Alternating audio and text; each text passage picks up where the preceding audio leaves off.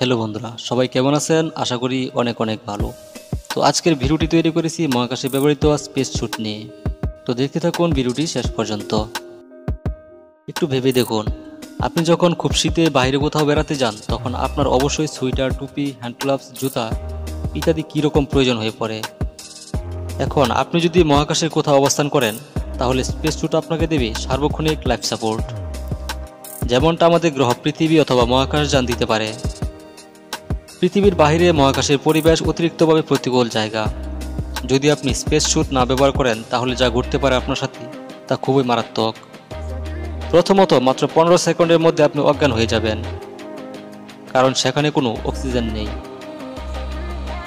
রক্ত এবং শরীরবৃত্তীয় প্রবাহ উত্তপ্ত এবং তারপর জমাট হওয়া শুরু করবে, কারণ সেখানে বায়ুচাপের পরিমাণ একেবারে নগণ্য অথবা নেই।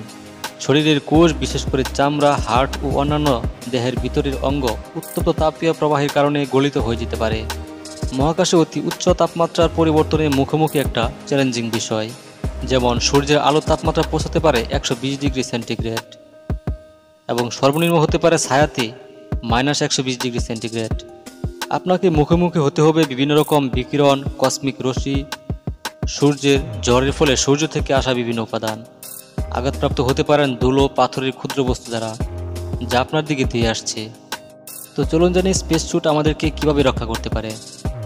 স্পেস স্যুটে রয়েছে কৃত্রিম বায়ুমণ্ডলীয় ব্যবস্থা, আপনাকে অক্সিজেন প্রদান করবে এবং কার্বন ডাইঅক্সাইড অপসারণ করে দিবে।